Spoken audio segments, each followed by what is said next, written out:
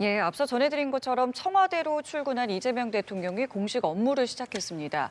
또 10시부터는 김건희 씨의 의혹을 수사한 민중기 특검이 최종 수사 결과를 직접 발표하게 됩니다. 네, 스튜디오에서 서양호 정치평론가 이용호 전 국민의힘 의원과 함께 관련 이슈들 짚어보겠습니다. 두 분 어서 오십시오. 안녕하십니까. 앞서 저희가 이 청와대로 첫 출근하는 이재명 대통령의 차량의 모습을 보여드렸습니다. 이제 청와대 시대가 본격적으로 다시 열리게 되는 것인데요.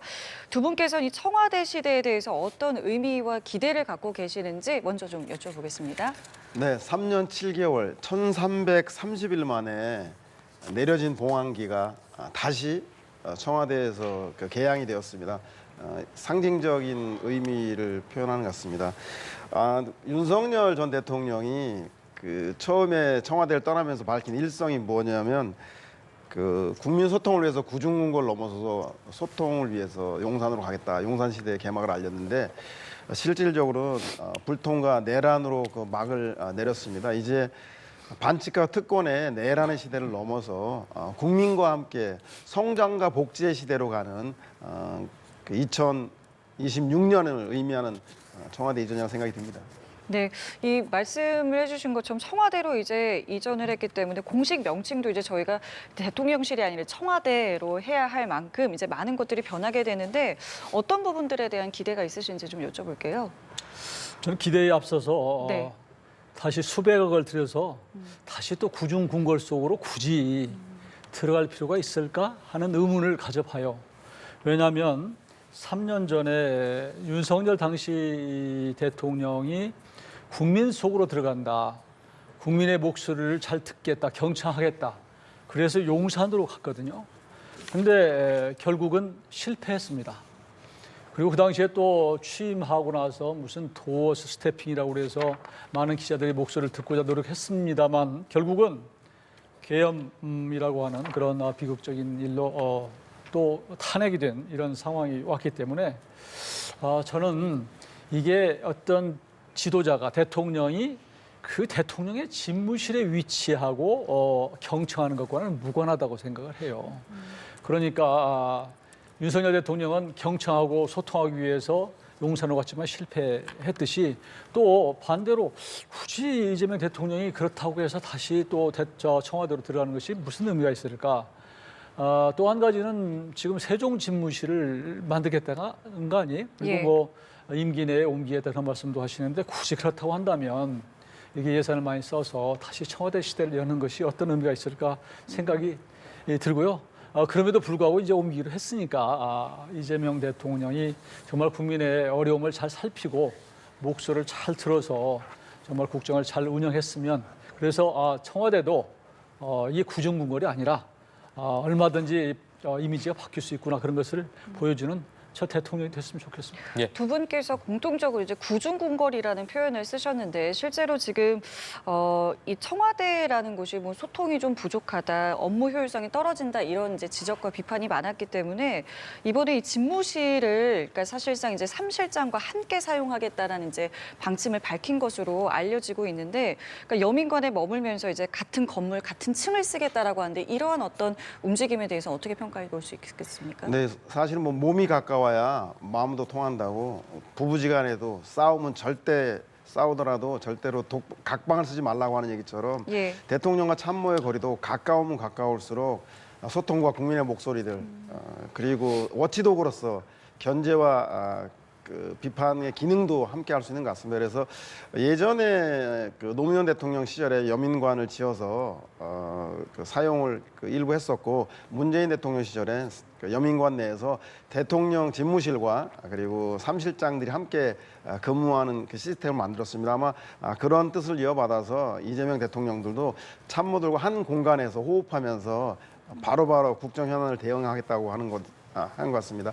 그동안 이제 개방된 문제 때문에 경호상의 문제라던가 이런 게 있었는데 아마 NSC 지하 벙커하고 그리고 대통령 집무실이 있는 여민관 집무실 여기는 공개하지 않았기 때문에 보안상에도 큰 문제가 없다는 걸로 봐서 아마 대통령과 참모들이 지근거리에서 그동안 보여줬던 윤석열 전 대통령의 불통의 모습 그리고 비선들에 의해서 움직이는 국정 모습들을 그 공식화되어 있는 개선을 통해서 국민들에게 신뢰를 회복하기 위해서 여민관을 참모들과 함께 사용하는 것 같다는 의미가 있을 것 같습니다. 그러니까 여러 우려들을 좀 해소하기 위해서 장치들을 좀 마련했는데 우려하신 부분들이 잘 해소될 수 있을 거라고 보시는지요?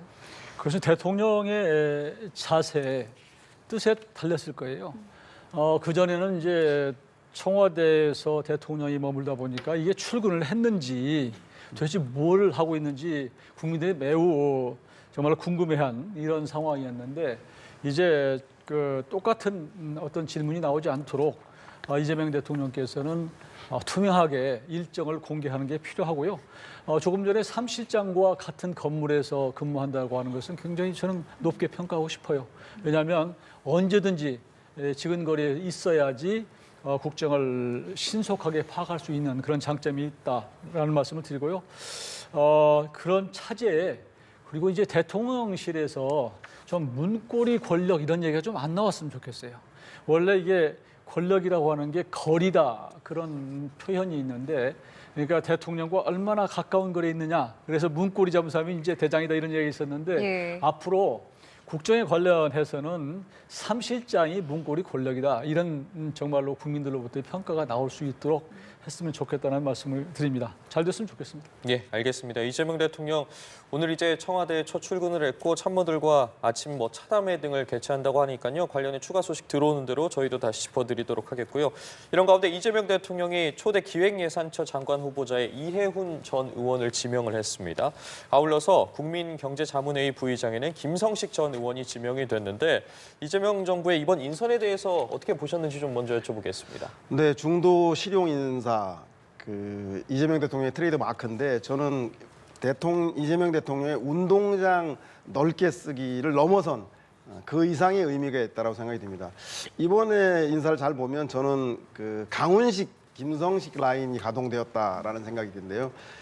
강훈식 비서실장은 처음에 정계 입문한 게 경기도지사 경기도청에 근무하게 됐는데 그때 정무 부지사였던 김성식 당시 부지사의 발탁으로 근무를 하게 돼서 아주 오랜 인연이 있고 신뢰가 아주 높습니다. 그래서 공교롭게도 이해훈 의원, 김성식 의원 그리고 이미 근무를 하고 있는 권오을 국가보훈처 장관 등이 사실은 유승민 의원하고 아주 가까운 유승민 라인이라고 볼 수 있고 바른미래당 출신들입니다. 그래서 저는 이번 인사에서는 그래서 단순하게 대통령의 중도 실용 인사를 넘어선 의미, 즉 국민의힘 내에서 지속적으로 그 윤호개인 세력들과 단절하지 못하고 내란 정당으로 계속 나갈 때 그 안에 있는 다양한 중도 성향의 보수 인사들이 설당이 없기 때문에 이분들의 이탈들이 가속화될 거라고 생각이 드는데요.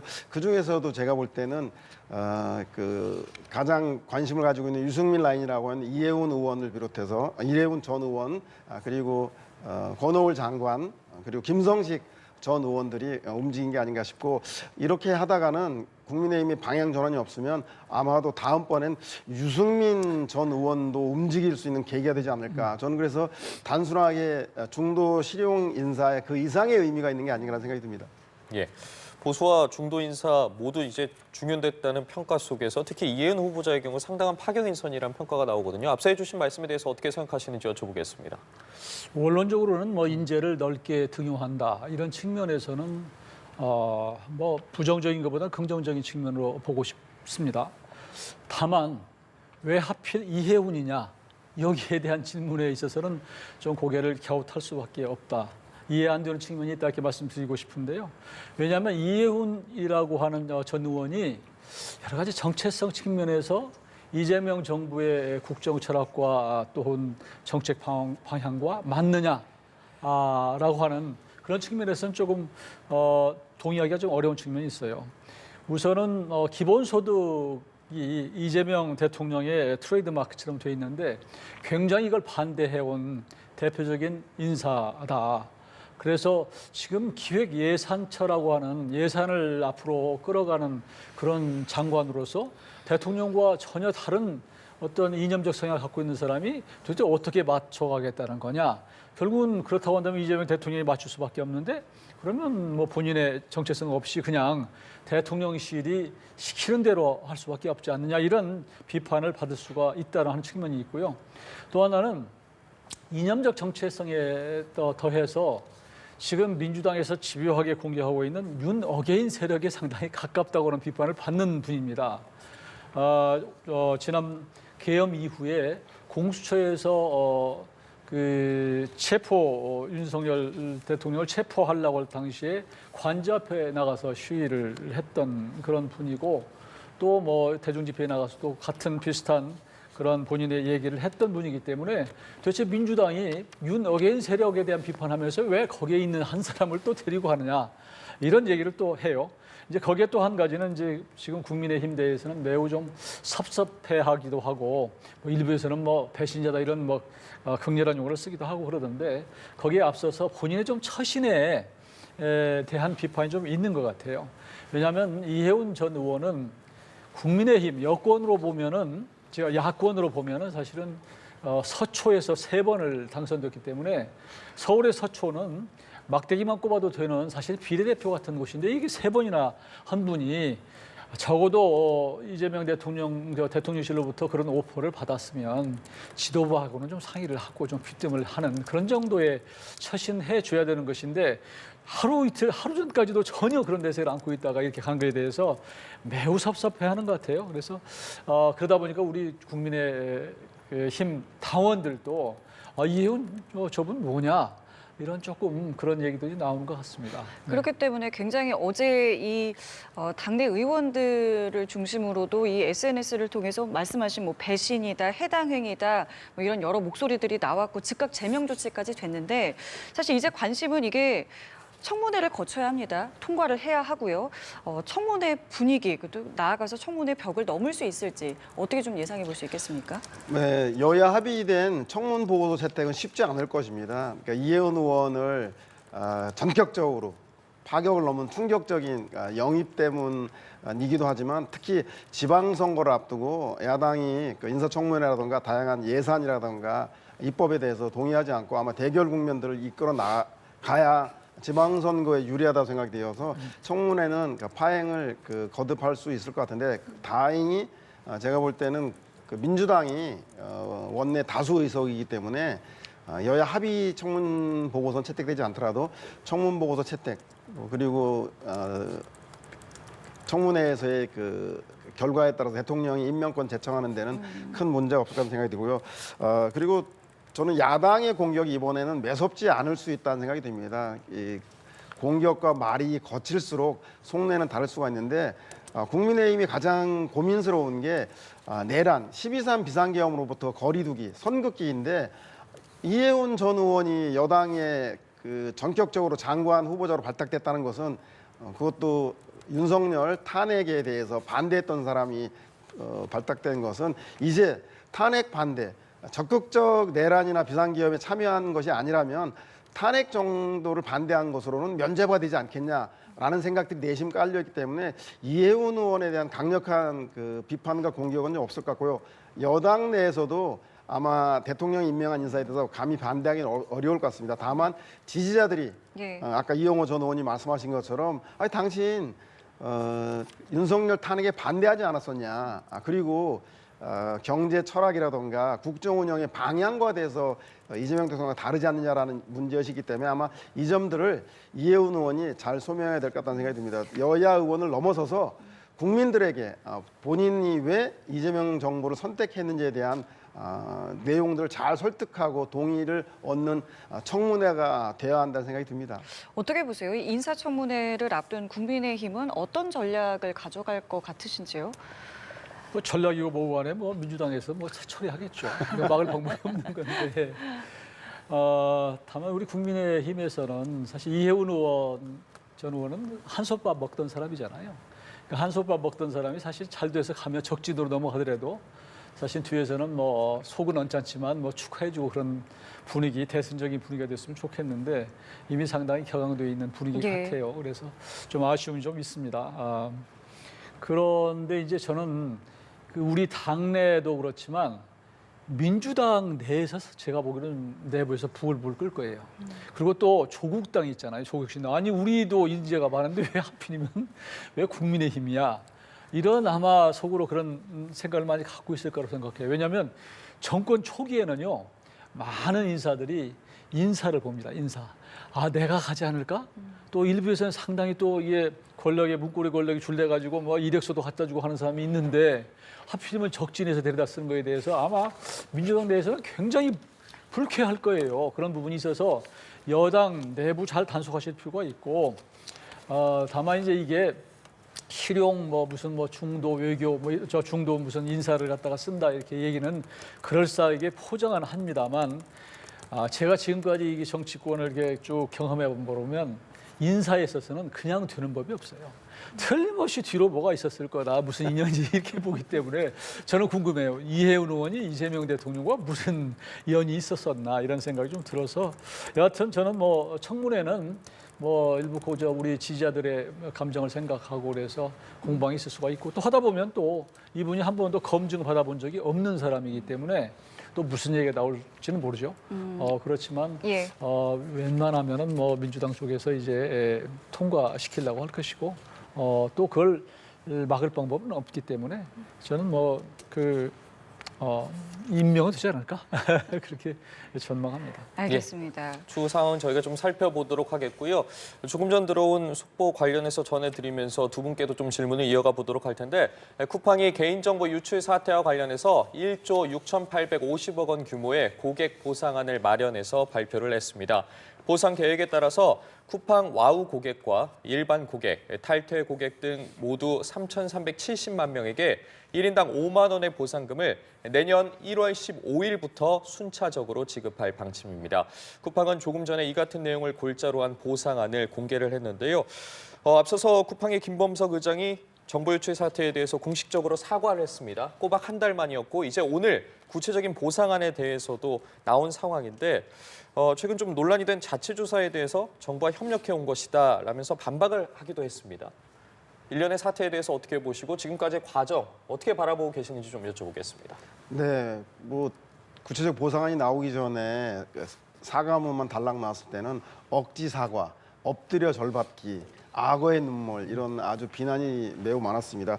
그도 그럴 것이 쿠팡이 자체 진상 조사라고 밝힌 것이 셀프 조사, 본인들 스스로가 조사해서 내용을 축소시키는 그런 변명으로 일관했기 때문에 국민들의 공분이 더 컸던 것 같고요. 무엇보다도 성남 민심을 달래기 위해서 김범석 의장이 직접 국내에 들어오는 것이 아니라 미국에다가 로비를 한다던가 그리고 이런 셀프 조사를 통해서 노트북에는 3,000명밖에 없었다.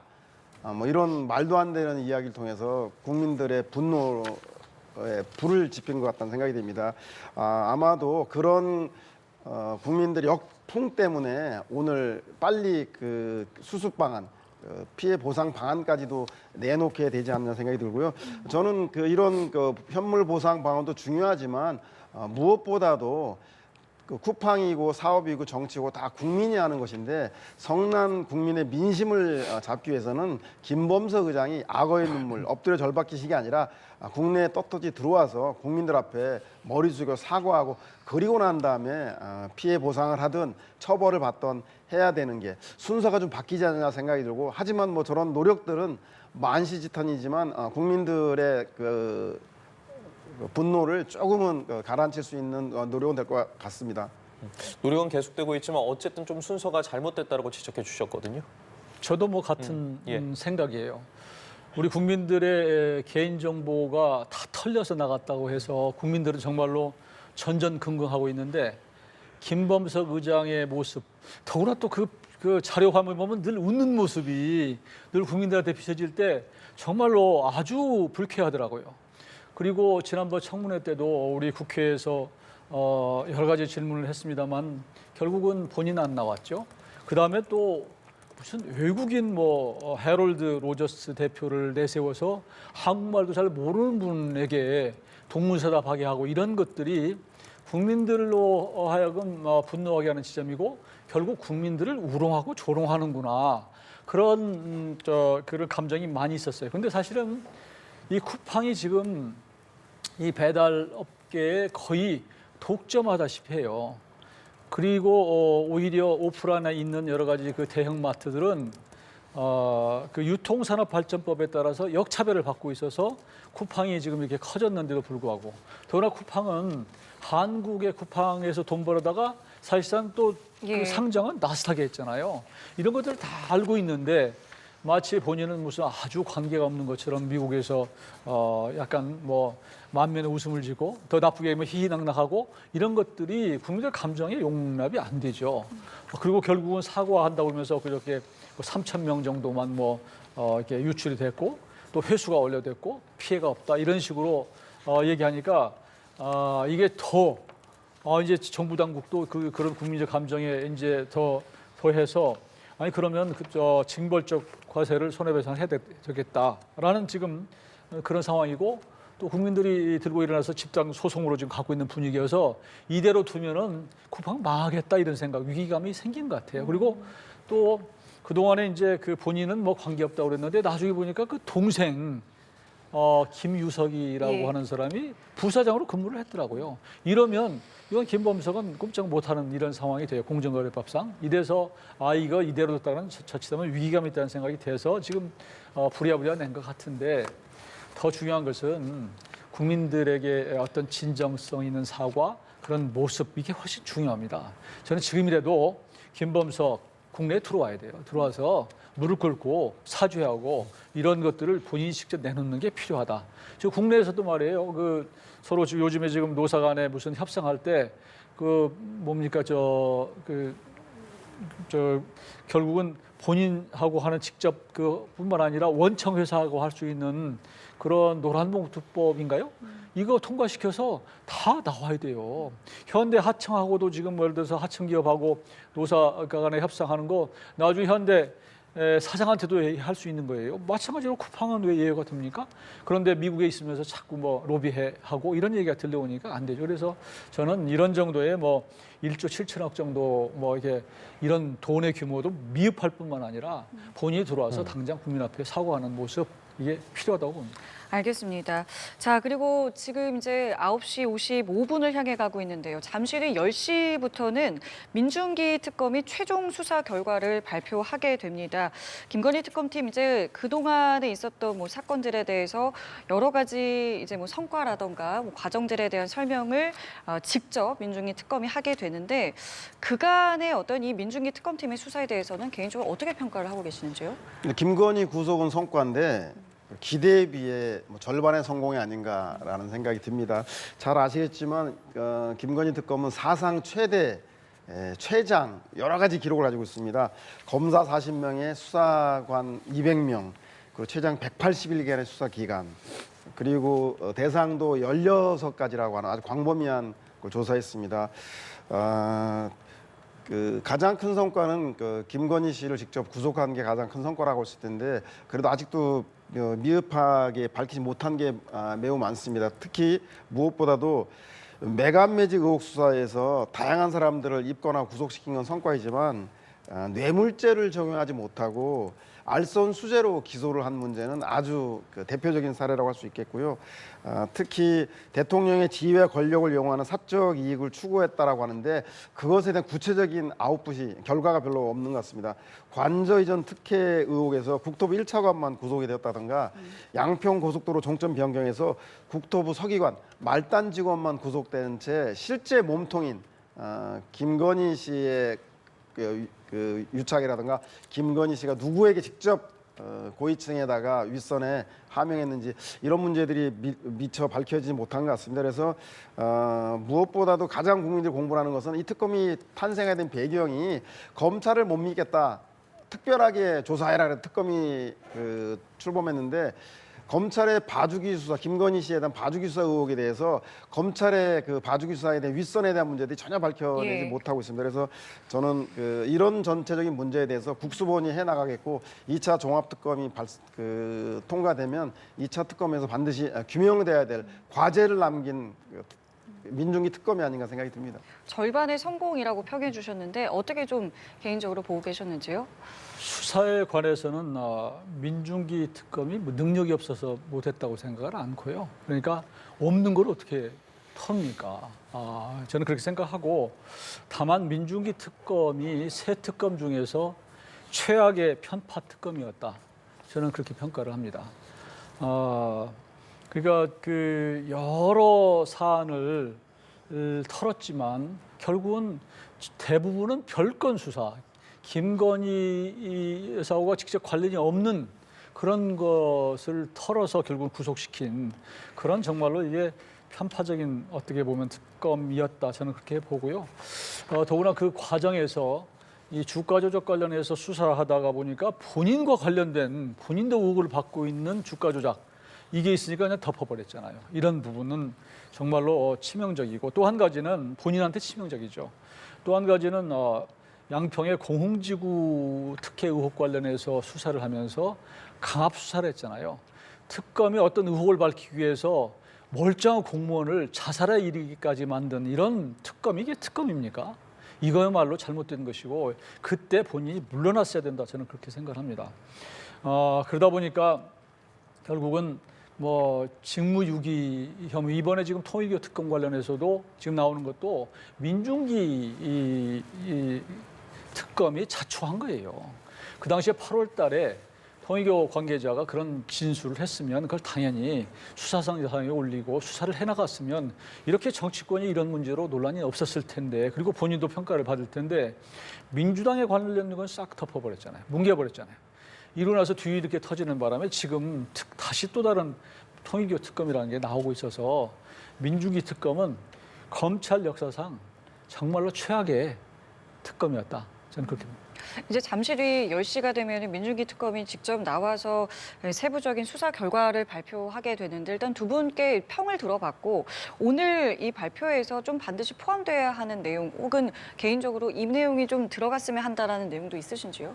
아까 말씀드린 대로 개별 사안들은 그 많은 성과를 냈어요. 잘 아시겠지만 김건희 씨를 포함해서 그 20여 명을 구속하고 66명을 기소해서 재판에 넘겼단 예. 말입니다. 그럼에도 불구하고 말씀드린 최윗선 제일 국민들이 관심 있는 것은 아니 윤석열이 왜 12.3 비상계엄 내란을 했지?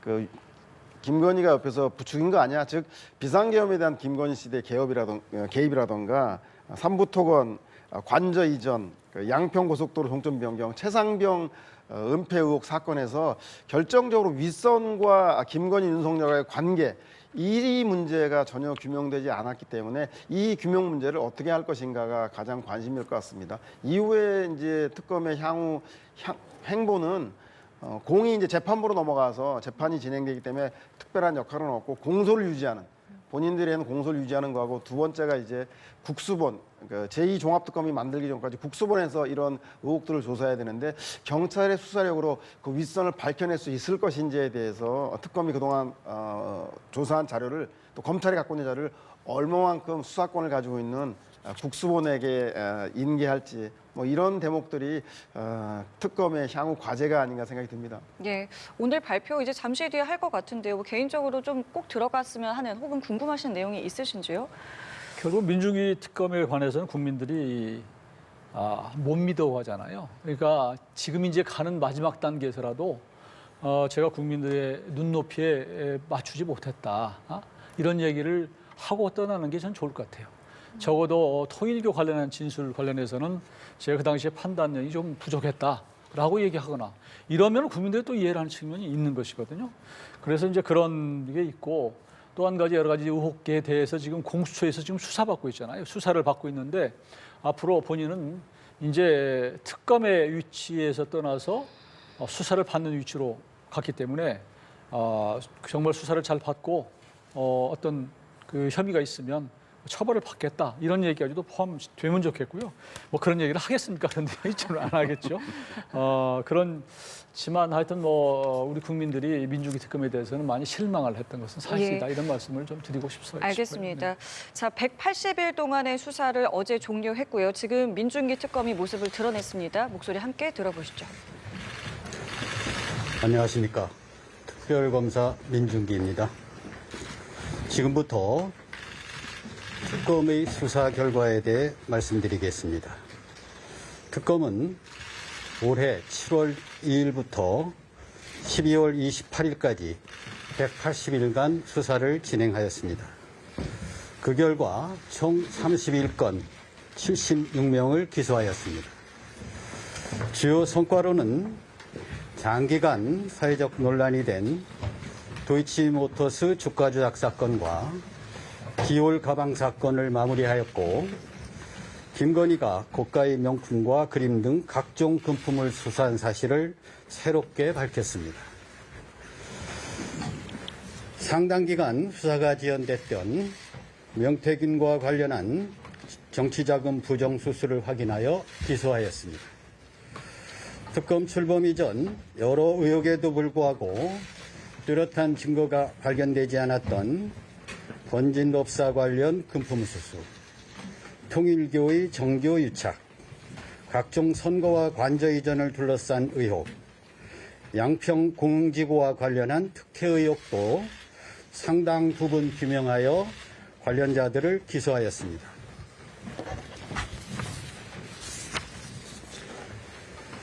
현재까지 밝혀진 바에 의하면 김건희는 대통령 배우자의 신분을 이용해 고가의 금품을 쉽게 수수하고 각종 인사와 공천에도 폭넓게 개입하였습니다. 대통령 배우자의 권한 남용으로 인해 대한민국의 공적 시스템이 크게 훼손되었음을 여러 사건에서 확인하였습니다. 특검 수사는 종결되었지만 앞으로 공소유지에 소홀함이 없도록 하겠습니다. 시간상 제약과 능력 부족으로 인해 처리하지 못한 여러 사건은 법에 따라 국가수사본부에 이첩할 예정입니다. 이어서 특별검사부가 관련 분야별로 수사 경위와 결과를 말씀드리도록 하겠습니다. 고맙습니다.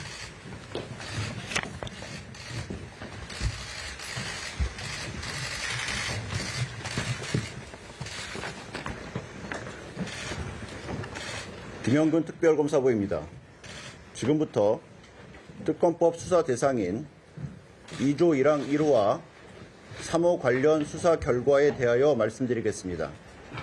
먼저 특검법상 수사 대상 1호인 도이치모터스, 삼부토건 등 자본시장법 위반 사건입니다. 특검 설치에 단초가 된 도이치모터스 주가 조작 사건과 관련하여 다른 공범들이 모두 처벌되는 동안에도 법 밖에서 처벌을 피해왔던 김건희와 이준수의 공모 사실을 새로이 밝혀 이들을 모두 자본시장법 위반 혐의로 구속 기소하였습니다.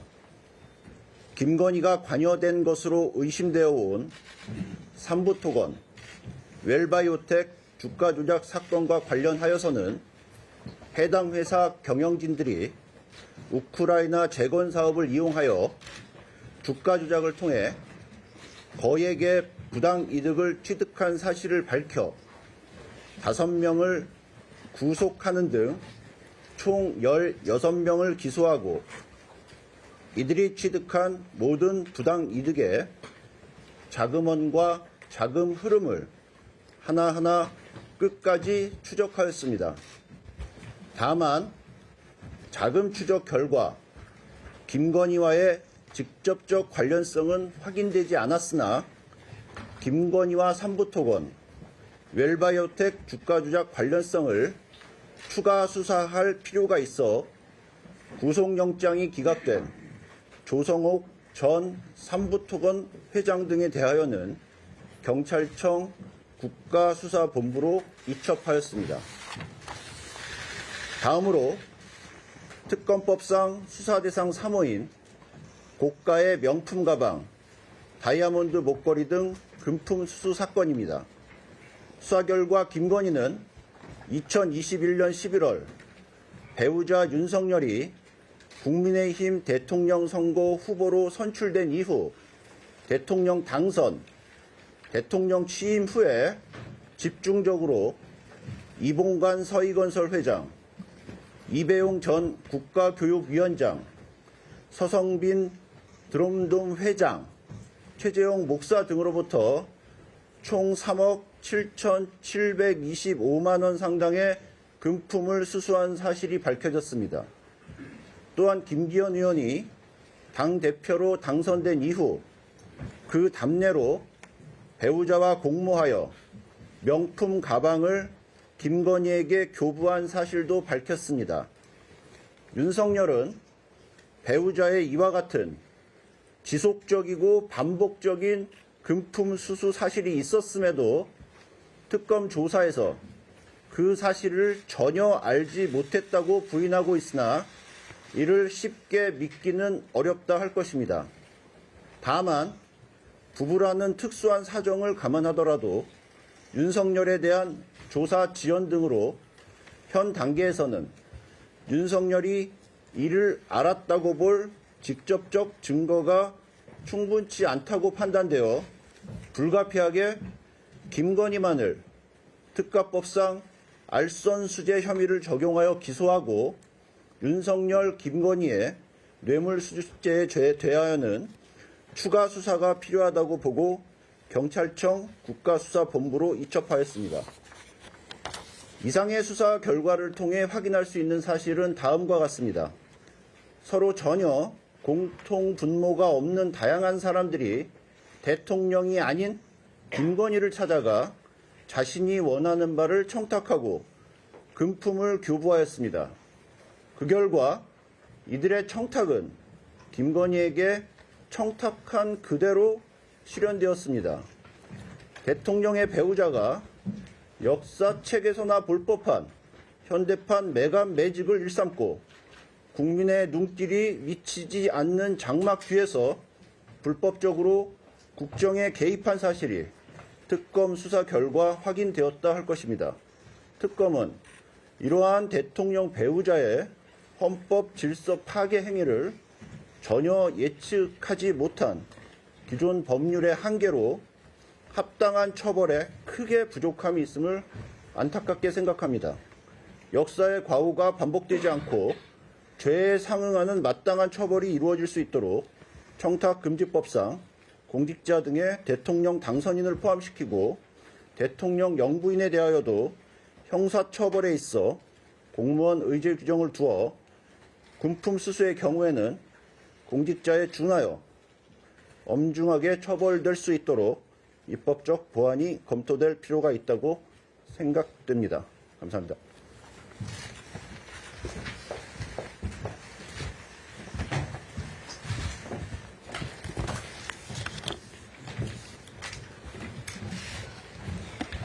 고정희 특별검사보입니다. 특검법 수사 대상 중 불법 여론조사, 명태균과 연관된 의혹 사건에 대해서 말씀드리겠습니다. 2024년부터 각종 언론을 통해 윤석열 전 대통령 부부가 명태균으로부터 불법 여론조사를 제공받았고 김영선 전 의원이 당선된 제21대 국회의원 보궐선거를 비롯한 각종 선거의 공천 과정에 부당하게 개입하였다는 의혹이 제기되어 검찰에서 장기간 수사가 진행되었습니다.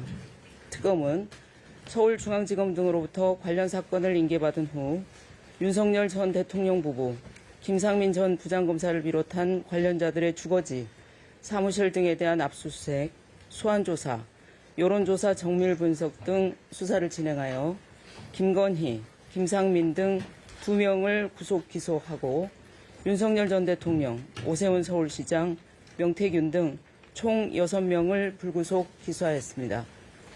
특검은 이번 수사를 통해 윤석열 전 대통령 부부가 대통령 당선을 목적으로 명태균으로부터 2억 7,520만 원 상당의 여론조사를 무상으로 제공받았고 그 대가로 김영선 전 의원에 대한 공천에 개입한 사실을 밝힘으로써 장기간 제기되어 왔던 의혹의 실체를 명확히 규명하였습니다. 이러한 수사 결과에 의하면 김건희가 윤석열 전 대통령의 정치 입문 단계부터 주도적인 역할을 하였고 그 연장선에서 대통령 당선 후에도 공천에 적극 개입하는 등 정치 공동체로 활동해온 것이 명확히 드러났습니다. 다만 윤석열 전 대통령이 당선인 신분으로 김영선 전 의원의 공천에 개입한 사실이 확인됨에도 불구하고 공직선거법 등 관련 법령상 대통령 당선인이 공무원으로 규정되지 아니하여 기소에 이르지 못하였는데 이와 관련해서는 입법적 논의가 필요한지 검토해야 하는 과제가 남겨졌다고 볼 수 있습니다. 또한 특검은 오세훈 서울시장이 2021년 실시된 서울시장 보궐선거 당선을 위해 명태균에게 여론조사를 의뢰하고 그 비용을 지인인 사업가에게 대납하게 한 사실을 밝혀 오세훈 서울시장, 강철원 전 정무부시장을 정치자금법 위반으로 기소하였습니다. 다음으로 김건희의 금품 수수 의혹 관련하여 2023년 2월 부장검사로 재직 중이던 김상민이 대통령의 배우자인 김건희에게 공직 인사, 여당 선거 공천 등 대통령의 직무에 관한 청탁을 하면서 1억 4천만 원 상당의 고가의 그림을 제공한 사실을 밝혀 김상민을 청탁금지법 위반으로 김건희를 특정범죄 가중처벌 등에 관한 법률 위반 알선수재로 기소하였습니다. 이에 더하여 김상민에 대하여는 2023년 12월 부장검사로 재직하던 중 제22대 총선 출마를 발표하고 평소 유착관계에 있던 코인업자로부터 정치활동을 위해 차량을 제공받은 사실에 대해 정치자금법 위반으로 기소하였습니다. 이번 수사를 통해 김상민 전 부장검사가 공직자 신분으로 총선 출마를 선언하는 등 무리한 시도를 하였던 배경에는 사전에 김건희에게 고가의 그림을 제공하는 등 긴밀한 관계를 맺어온 것이 작용하였다는 점을 밝힘으로써 공식적인 지위나 권한이 없는 김건희가 대통령의 버금가는 지위를 향유하였음을 다시 한번 명확히 하였습니다. 이상입니다. 감사합니다.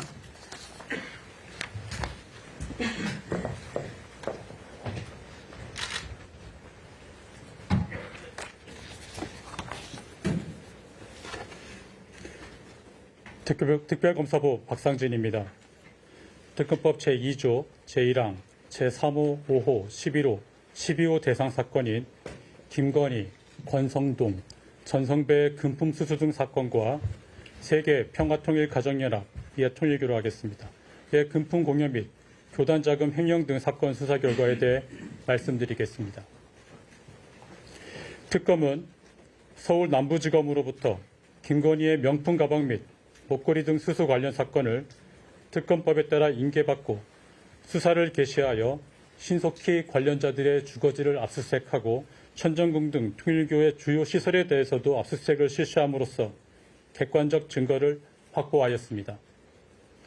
또한 다수의 사건 관련자를 조사하고 면밀한 법리 검토를 거쳐 통일교와 김건희, 권성동, 전성배 사이에 금품 공여 및 수수, 통일교의 조직적인 제20대 대통령 선거 및 국민의힘 당대표 선거 개입 등의 사실을 규명하였으며 이를 통하여 김건희, 권성동 및 통일교 총재 한학자 등 7명을 구속 기소하고 5명을 불구속 기소하였습니다.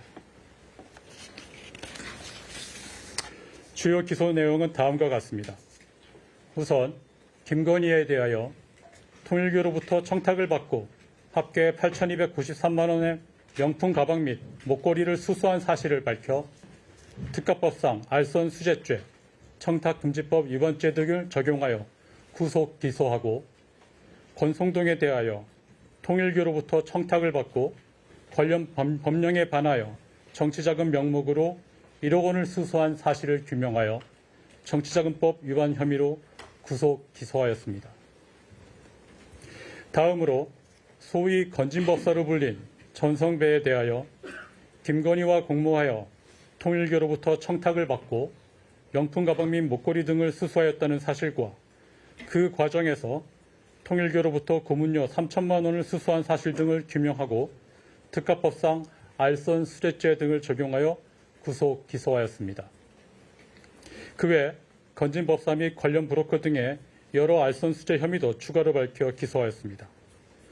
또한 통일교 총재 한학자 및 전 세계 본부장 윤용호 등에 대하여 통일교의 정책 및 사업 등에 대한 청탁 명목으로 김건희, 권성동, 전성배에게 금품을 제공하였다는 점에 대하여는 정치자금법 위반죄, 청탁금지법 위반죄를 적용하고 그 과정에서 통일교 자금을 임의로 사용한 행위를 특검법상 횡령죄로 의율하여 구속 기소하였습니다. 이 사건은 애초 단순히 김건희 등이 통일교로부터 금품을 수수했다는 의혹에서 출발하였으나 특검 수사 결과 통일교가 정교의 일치의 이념을 실현하기 위해 통일교의 정책이나 사업이 국가 정책에 반영되고 통일교 인사가 정계에 진출하도록 철저한 계획을 수립한 뒤 윤석열 정권의 핵심 인물이었던 권성동, 전성배를 두 축으로 하여 윤석열 전 대통령과 김건희에게 청탁을 하고 그 과정에서 고가의 금품 등이 오고 간 사실을 확인하였습니다. 그 결과 아무런 법적 권한이 없는 김건희가 국정에 개입하고 권성동은 국회의원의 직무를 남용함으로써 통일교의 청탁 실현을 위해 국가의 인적 물적 자원이 투입되었고 통일교는 그에 대한 보답으로 통일교의 조직과 막대한 자금력을 동원하여 대통령 선거 및 당대표 선거에 개입하였습니다. 이 사건은 정교 분리라는 헌법적 가치에 정면으로 배치되는 통일교 지도자의 정교 일치 욕망, 대통령 권력을 등에 업은 대통령 배우자 및 정권 실세의 도덕적 해이와 준법 정신 결여, 정권에 기생하는 브로커들의 이권 추구 등이 결합하여 빚어낸 결과로서 특검 수사를 통해 정교 유착 등의 실체를 낱낱이 밝히고 이를 엄단하였다는 데 그 의의가 있습니다. 감사합니다.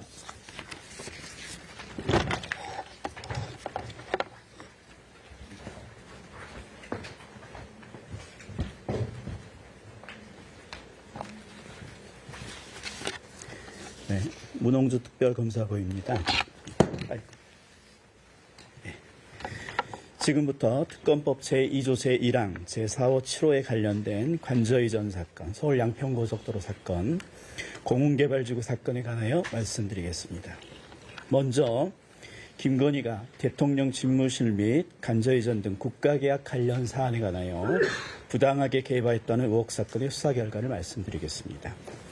특검은 수사 과정에서 김건희가 대통령 간접 공사업체 선정에 관여하는 등 국가계약 사안에 부당하게 개입한 사실을 확인하였습니다.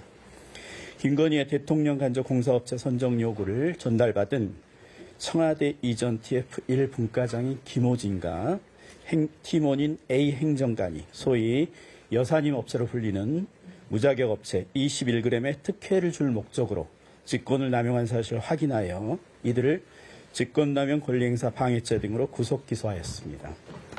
또한 특검은 21g의 대표 B가 종합건설업체의 명의를 빌려 추가 계약을 체결한 뒤 공사대금을 되돌려받은 사실, 대통령 관저 이전 의혹에 대한 감사원 감사 과정에서 관련자들 사이에 허위로 진술한 사실 등을 확인하여 B를 특경가법상 사기죄, 감사원법 위반죄 등으로 불구속 기소하였습니다. 특검은 인수위 고위 관계자도 이 과정에 개입한 사실을 확인하고 피의자로 인지하였으나 수사기관상의 제한으로 수사를 마무리하지 못하였습니다. 이 부분은 한국국가수사본부에 인계할 예정입니다. 다음으로 서울 양평고속도로 노선 변경 의혹 사건의 수사 결과를 말씀드리겠습니다. 서울 양평고속도로 건설 사업은 약 1조 7천억 원 규모의 국책 사업입니다. 예비 타당성 조사에서는 노선 정수본부가 양평군 양서면이었으나 타당성 평가 용역 과정에서 갑자기 양평군 강상면으로 변경되었습니다. 변경된 노선 정수본부 바로 옆에 김건희 일가 소속 소유 토지가 있는 것으로 드러나 특혜 의혹이 제기되자 국토부와 용역업체는 정상적인 용역 수행, 기술적 검토에 따른 것이라며 의혹을 부인하였습니다. 그러나 수사 결과 타당성 평가 영역을 감독한 국토부 서기관이 인수위 관계자로부터 노선을 강상면 쪽으로 변경하라는 지시를 받고 용역업체 관계자들을 처음 만난 자리에서 노선 변경을 적극 주문한 것으로 확인되었습니다. 또한 용역업체 관계자들은 용역을 감독한 국토부 서기관과 도로공사 직원들의 지시에 따라 객관적 자료를 왜곡하여 원안 노선에 불리하고 대안 노선에 유리하게 용역을 수행한 것으로 드러났습니다. 이와 같이 직권을 남용하여 용역업체의 타당성 평가 용역 수행에 개입하고 합리적 객관적 검증 분석 없이 노선을 변경하게 한 국토부 서기관과 도로공사 직원들을 직권남용 권리행사 방해죄로 기소하였습니다. 그 밖에 국토부 공무원 등이 허위 공문서 작성을 통해 용역 대금이 지급되도록 하거나 의원실이 요청한 자료의 일부를 삭제하여 제출한 범행, 용역업체 직원들이 압수수색 현장에서 증거인멸한 범행, 국토부 서기관이 업무와 관련한 뇌물을 받은 범행 등에 대하여도 재판에 넘겼습니다. 노선 변경에 개입한 이선의 실체가 규명될 수 있도록 남은 사건을 국수본에 인계할 예정입니다. 다음으로 양평 공흥지구 개발과정 특혜 의혹 사건의 수사 결과에 대해 말씀드리겠습니다. 특검은 검경으로부터 관련 사건을 특검법에 따라 인계받고 신속히 수사를 개시하였습니다. 관계자들에 대한 압수수색, 소환 조사를 마쳤고 면밀한 법리 검토를 거쳐 2022년 검경 수사 과정에서 드러나지 않았던 양평 공흥지구 인허가 특혜 의혹을 규명하였고 그 결과 김선교, 최은순, 김진우 등 6명을 불구속 기소하였습니다. 피고인 김선교가 피고인 최은순, 김진우로부터 청탁을 받고 양평군 공무원에게 개발부담 감면을 지시하여 김건희 일가의 가족회사인 ESIND가 약 22억 원 상당의 이익을 취득하게 하고 대한민국과 양평군에게 같은 금액 상당의 손해를 끼친 사실을 확인하고 특경법상 배임죄를 적용하여 피고인 김선교와 관련 공무원을 불구속 기소하고 피고인 최은순, 김진우 역시 같은 혐의로 불구속 기소하였습니다. 피고인 최은순, 김진우가 양평군 공무원들에게 로비하기 위해 지역신문 기자인 한모 씨에게 허위급여 약 2억 4,300만 원을 지급하고 회사 법인카드를 교부해 약 594만 원을 사용하게 한 사실을 확인하고 피고인 최은순, 김진우는 업무상 횡령죄, 업무상 배임죄, 기자 한모 씨는 변호사법 위반죄로 각 불구속 기소하였습니다. 또한 피고인 김진우에 대하여는 김상민 전 검사의 청탁금지법 위반 증거인 이유한 화백 그림을 은닉한 혐의에 대하여 증거 은닉죄로 불구속 기소하였습니다. 네, 이상입니다.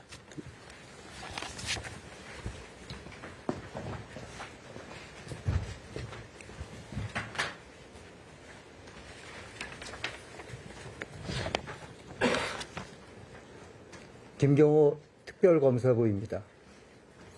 윤석열의 허위사실 공표에 의한 공직선거법 위반 사건 수사 결과에 대해 말씀드리겠습니다. 언론은 제20대 대통령 선거 과정에서 윤석열 후보자가 전 용산 세무서장의 뇌물수수 사건과 관련하여 변호사를 소개해 주는 등 전 용산 세무서장에 대한 무혐의 처분 과정에 관여했다는 의혹과 선거 캠프에서 활동했던 이른바 건진법사 전성배와 관련한 무속인 비선 의혹을 집중적으로 보도하였습니다. 윤석열 후보자의 토론회, 기자회견에서의 발언에 대하여 그동안 실체적 진실이 무엇인지 의혹이 제기되고 국민들의 관심이 높은 상태였던 바 이는 특검법 제2조 제1항 제13호에서 정한 특검의 수사 대상입니다. 특검은 특검법에 따라 서울특별시 경찰청으로부터 윤석열의 허위사실 공표에 의한 공직선거법 위반 사건을 이송받아 수사를 개시하였습니다.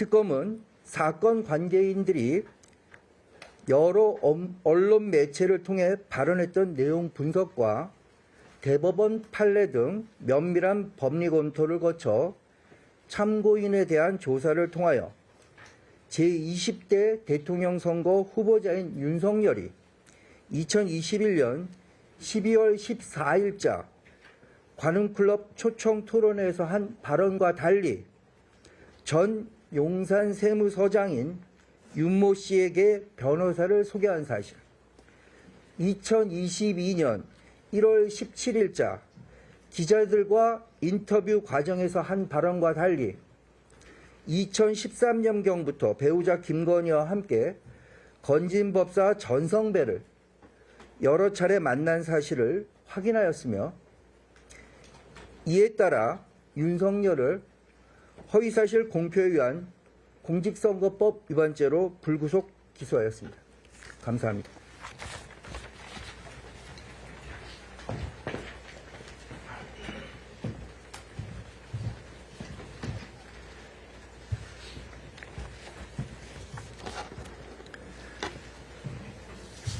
박노수 특별검사부입니다.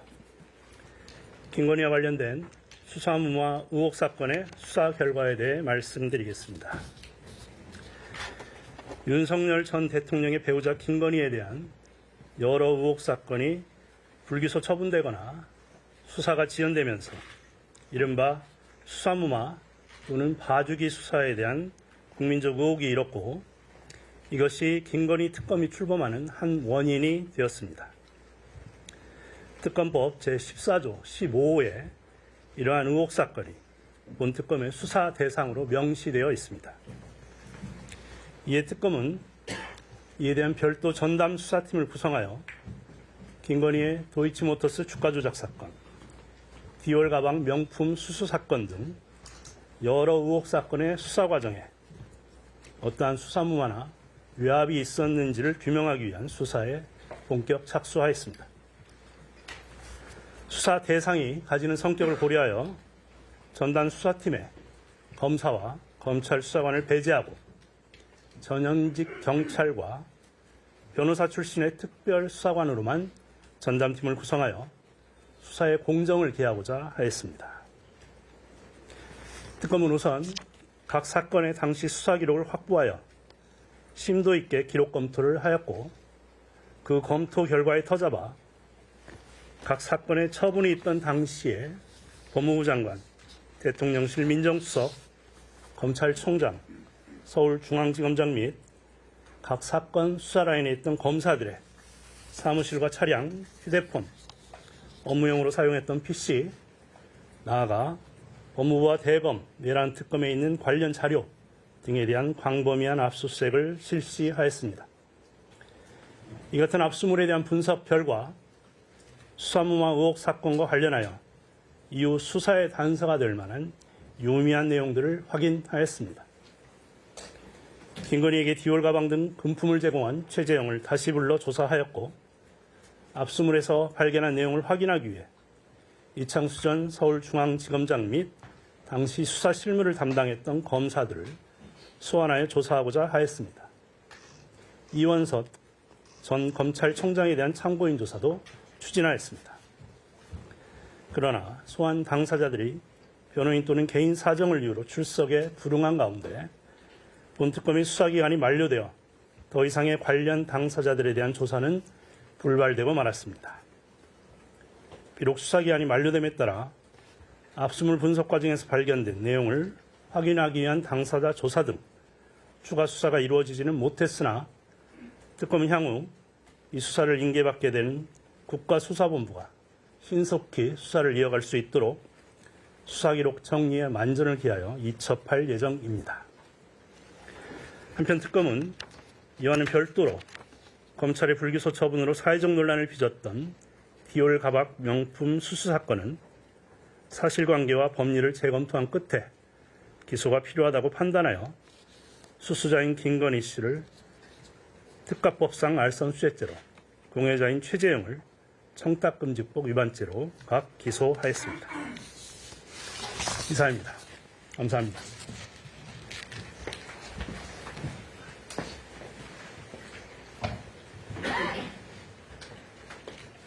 예, 민중기 특검팀의 수사 결과 발표 함께 들어보셨습니다. 수사 대상이 워낙 방대했던 만큼 도이치모터스, 통일교, 선거 개입 등 각 분야별의 어떤 경위와 결과를 특별검사부가 차례로 설명하는 모습 함께 보셨습니다. 두 분께서도 저희와 함께 이 발표를 들어보셨는데 어떻게 들으셨는지 차례로 좀 여쭤보겠습니다. 네, 검찰, 검사, 특검도 뭐 검사의 일부죠. 검사는 말이 아닌 구형으로 얘기해야 되는데 결과적으로 김건희 씨에 대해서 15년 구형했습니다. 그러니까 특검은 그것이 성과인데 선고에 가면 15년이 통상 10년 정도 나올 거고 나중에 가석방이라든가 형집행정지로 또 유야무야 될 우려를 많이 갖고 있습니다. 그래서 물론 이제 검찰청이 폐지되는 것이 내년 9월에 기정사실화된 속에서 파견 나온 수사 검사들의 그 적극적인 협조 없어서 수사가 미진한 부분들 이런 한계를 갖고 출발했는 건 인정합니다. 그럼에도 불구하고 매간 매직 의혹에 대해서는 많은 실체를 규명한 것 같아요. 아직도 뭐 빙산의 일각이긴 하지만 드러났어요. 그래서 김기현 그 권성동 의원과 관련이라든가 통일교 윤영호 한학자, 이배용 국가교육위원장, 이봉관 서희건설 회장, 김상민 전 부장검사, 전성배 건진법사 등 이런 그 소위 말하는 매관 매직 의혹은 진상규명이 많이 되었는데 궁극적으로는 대통령의 직위를 이용한 그 사적 이익에 추구한 부분에 대해서 가장 문제가 되고 있는 최상병 은폐 의혹의 그 정점에 있는 임성근 그리고 이종섭 장관, 윤석열, 김건희로 이르는 이 윗선에 대한 의혹들이 밝혀지지 못한 것 같고 검찰의 김건희 수사 무마 의혹의 최정점에 검찰총장과 중앙지검장과 윤석열, 김건희는 어떤 관계가 있었는가.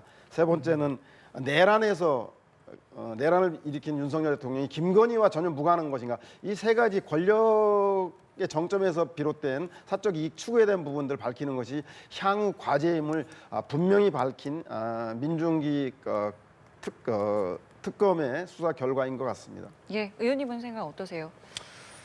특검이 처음에 너무 큰 그림을 그렸던 것이 아닌가. 그러다 보니까 결과는 우리 국민들이 김건희 씨에 대해서 엄청난 갖고 있는 의혹이 내용 보니까 몇 가지 금품 수수를 한 것 이런 것들은 드러나는 것은 사실이지만 처음과는 조금 차이가 있다 이런 생각을 할 수도 있을 것 같아요. 그리고 지금 특검보가 왜 이렇게 많습니까? 엄청난 특검보가 나와서 발표를 했는데 이것들 다 기소를 하긴 했지만 재판 과정에서 공소가 유지될까? 그런 의문 좀 들었고요. 저는 한 가지 자꾸 의문이 드는 게 이 통일교가 정교 유착을 했다 이렇게 자꾸 그런 프레임, 그런 그림을 가지고 수사를 했는데 이건 저는 좀 잘못된 것이 아닌가 싶다는 생각이 들어요. 지금 내용을 보면은 통일교가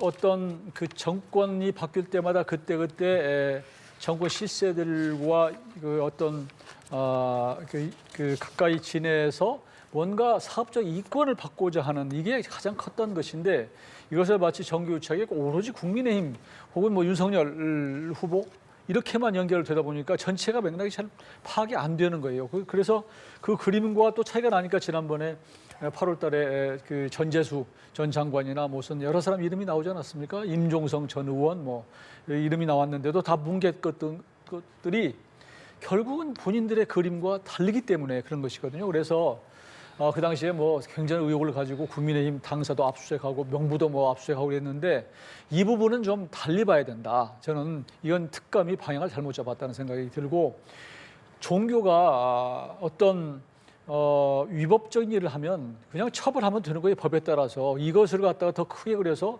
정교 유착 이렇게 되는 것은 저는 잘못됐다고 생각하고요. 통일교가 예를 들어서 한학자 지금 총재 구속시켰습니다만 그게 구속됐다고 해서 통일교가 없어집니까? 그거 없어지기 어려운 그런 어떤 정신적인 그런 세계와 관련된 종교의 문제이기 때문에 그런 부분을 말씀드리고 싶고 저는 한 가지 조금 특검에서 제기한 예를 들면 대통령 당선자의 신분이 좀 애매해서 처리하기 어렵다 이런 부분 예. 뭐 문제 제기 저는 좋다고 봐요. 이것은 대통령 당선자뿐만 아니라 모든 공직선거의 당선자들이 그때 가장 힘이 실리기 때문에 많은 그 이권이나 관련된 또 무슨 청탁 이것들이 몰리는 게 사실이에요. 그래서 이 부분에 대해서는 조금 규정할 필요가 있고 배우자 부분도 지금 정치 공동체 이렇게 해서 지금 뭐 이 얘기를 했는데 이 부분도 공직자의 신분에 의지하자 이런 얘기를 지금 제기한 것도 한번 논의를 해볼 필요는 있다고 생각을 해요. 그럼에도 불구하고 사실 공직자의 부인들은 많은 외부에서 쓴소리를 듣고 안 좋은 얘기를 듣고 전달해주는 아주 좋은 역할을 하기도 하거든요. 그런 측면에서 그냥 공직자로 묶어가지고 이게 과연 되는지는 모르겠지만 그런 문제 제기는 좋다고 봅니다. 그래서 저는 뭐 마지막으로 몇 가지들은 뭐 이제 금품 받고 이런 것들은 이제 소득이 있었지만 그러나 다시 이런 것들을 계기로 해서 이번 정권, 앞으로의 정권들은 반복되지 않았으면 좋겠다. 그래서 지금도 지난번에도 뭐 여러 가지 나왔었을 때 김현지 씨 얘기 나왔을 때도 특별 감찰관제 얘기가 나오지 않았습니까? 예. 그래서 지금 이재명 정부 대통령 뭐 지금 청와대로 돌아갔는데 특별 감찰관 같은 것은 받으세요. 그게 정권에서 좋습니다. 예, 알겠습니다. 김건희 특검팀 수사 결과 발표 내용 짚어봤는데요. 두 분 말씀 여기까지 듣겠습니다. 서양호 정치평론가, 이용호 전 국민의힘 의원과 함께했습니다. 고맙습니다. 감사합니다.